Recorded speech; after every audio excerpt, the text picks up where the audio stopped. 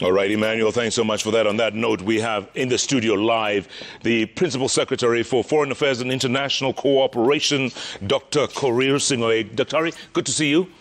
Good to see you, mate. Thanks so much for your time. So, Kizza Besigye in town for a book launch. He gets abducted. Who handed him over? Well, first let me state how regrettable this incident truly is, because Kizza Besigye is a respected opposition leader in Uganda. He is a frequent visitor to our country. He comes here privately to engage in private, business and, and engagements. What I'm aware of as the State Department of Foreign Affairs is that there are protocols sometimes that relate to the travel of senior government and opposition leaders. Often they actually inform us of their presence in our country. They seek some facilitation at the airport.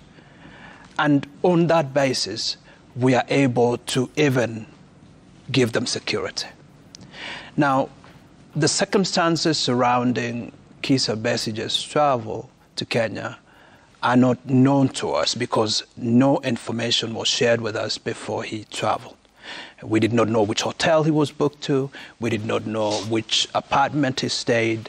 And therefore, we were not in a position necessarily to provide him with certain additional security.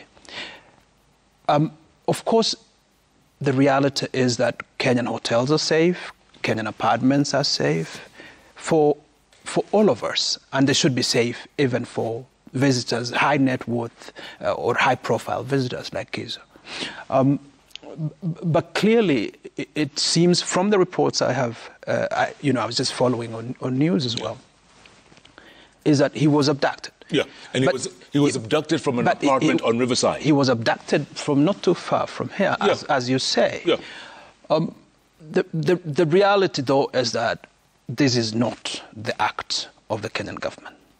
It's not the act of our security officials. When I spoke to my colleagues at Interior, they have informed me that they have launched investigation into the circumstances that, that surround this so-called abduction. Yeah, but it happened on your watch. It happened on your watch. It could have happened in our soil, which is indeed a regrettable development. But just to assure again that, like you mentioned during the news item, the Kenya is a safe haven for many, many people and has been for many years, and it will continue to be so going into the future.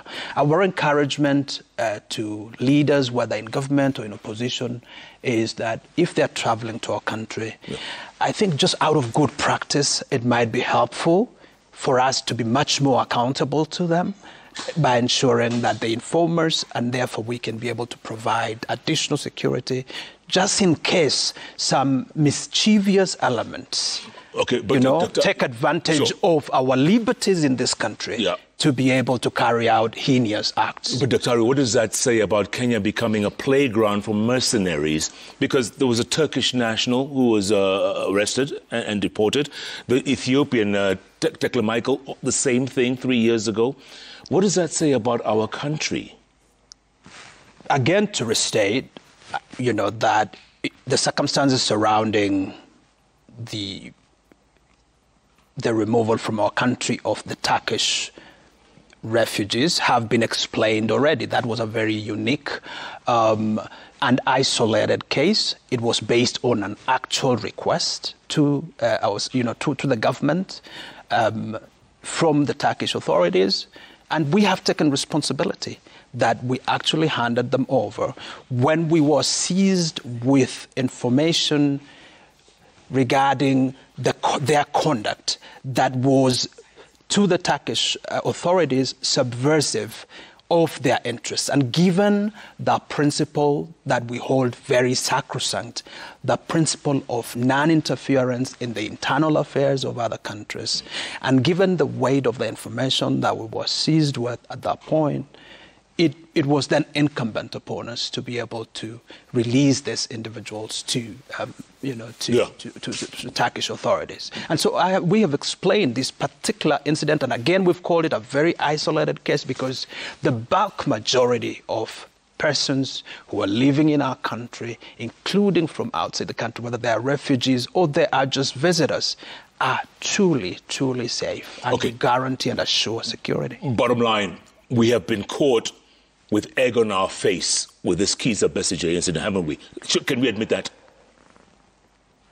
There's a bit of egg on our face. It's a difficult situation, let me admit, because like I said, Kizza is a well-known leader, a respected leader, notwithstanding that he is from the Ugandan opposition, and he deserves the security and the liberty even when he is in our country. Yeah. Doctor, sit tight. We're going to talk more about this in a little short while. There's plenty more to cover. Haiti, Lebanon. Look forward to it. Trump's re-election. We'll talk about that in a little short while.